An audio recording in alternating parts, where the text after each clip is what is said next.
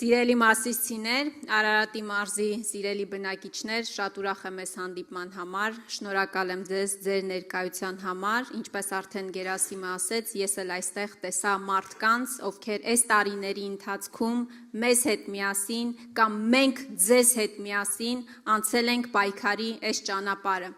Ձեզանից ոմանց գուցե մենք այցելել ենք ձերբակալվածների պահման վայրում, ձեզանից ոմանց գուցե մենք տեսել ենք քրեակատարողական տարբեր հիմնարկներում,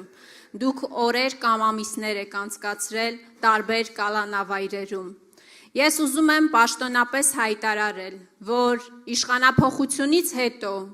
ձեր բոլոր գործերը վերանայվելու են։ Դուք արդարացվելու եք և ստանալու եք փոխհատուցում ձեր կրած զրկանքների համար։ Մենք նաև կիրառելու ենք համընդհանուր մենք նաև կիրառելու ենք համաներում։ Վերջին անգամ Հայաստանում համաներում կիրառվել է Վերջին անգամ համաներում Հայաստանում կիրառվել է 2008 թվականին իշխանափոխությունից մի քանի ամիս հետո այդ էյֆորիայի ֆոնին։ Դրանից հետո այս տարիների ընթացքում, չնայած նաև բազմաթիվ անգամ մեր գործընկերների, իմ նաև բարձրաձայնումներին պաշտոնապես հայտարարել են, որ համաներման անհրաժեշտություն Հայաստանում չկա։ Բայց ես ձեզ ուզում եմ նկարագրել մի իրավիճակ, թե այսօր ինչպիսին է պատկերը քրեակատարողական հիմնարկներում։ Մենք ավելի քիչ կալանավորներ ունենք և ավելի շատ մարդիկ, ովքեր դեռևս չունեն դատավճիռ։ Կան բազմաթիվ մարդիկ, կան բազմաթիվ հոդվածներ, օրինակ, մարդը մեքենան վարել է առանց վարորդական իրավունքի և դրա համար դատապարտվել է ազատազրկման։ Կամ բազմաթիվ գործեր քննչական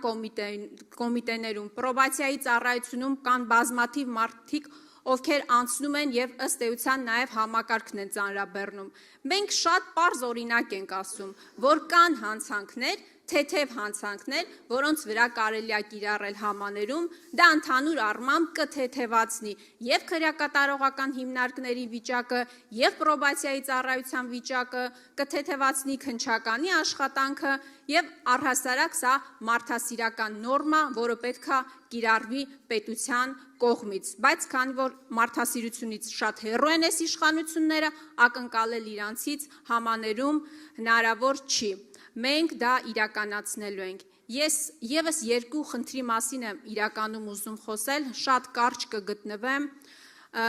Խոսքը այն խնդրի մասին է, որի մասին մենք գուցե շատ հաճախ չենք բարձրաձայնում հաշվի առնելով այն գոյաբանական խնդիրները, որոնց առջև այսօր կանգնած է մեր երկիրը և առավել հաճախ ակցենտավորում ենք բնականաբար այդ հարցերը, բայց ես կարծում եմ, որ սա պակաս կարևոր հարց չի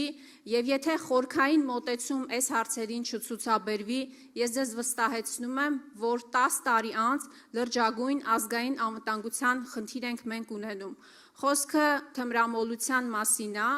մենք զրո հանդուրժողականություն ենք ցուցաբերելու սրան, օրենսդրական խիստ մոտեցում ենք ցուցաբերելու,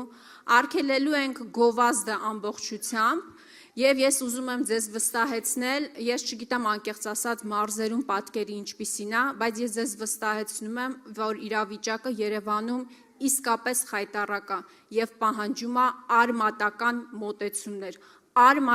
մոտեցումներ, հատվածական լուծումներով խնդրին ամբողջական և համապարփակ լուծում մենք տալ չենք կարող։ Ես ձեզ ընդամենը մի թիվ եմ ուզում բերել խաղամոլության հետ կապված, որը էլի լրջագույն խնդիր է։ 2008 թվականին օրինակ, 18 թվականին ներողություն օրինակ, խաղադրույքների գումարը եղել է 422 միլիարդ դրամ։ Դուք կարող եք պատկերացնել, թե 2025 թվականին որքան է կազմել այդ գումարը։ 4 տրիլիոն դրամ։ Այդքան ավելացել է խաղադրույքների գումարը։ Պետք է սահմանվեն կոնկրետ սահմանաչափեր, պետք է որոշակի քարտերից հնարավոր չլինի իրականացնել խաղադրույքներ եւ առհասարակ ես կարծում եմ, որ այսօր խաղատները մտել են յուրաքանչյուրի տուն, մտել են յուրաքանչյուրի հեռախոս եւ մարդիկ պետքա իրենց գումարները, մենք նաեւ իրենց պետք է օգնենք, իրենց գումարները ծախսեն իրենց ընտանիքների եւ իրենց բարեկեցության համար։ Սրանք կարևոր հարցեր են, որոնք լինելու են մեր ուշադրության կենտրոնում ոչ պակաս, քան անվտանգային ազգային հարցերը։ Շնորհակալ եմ։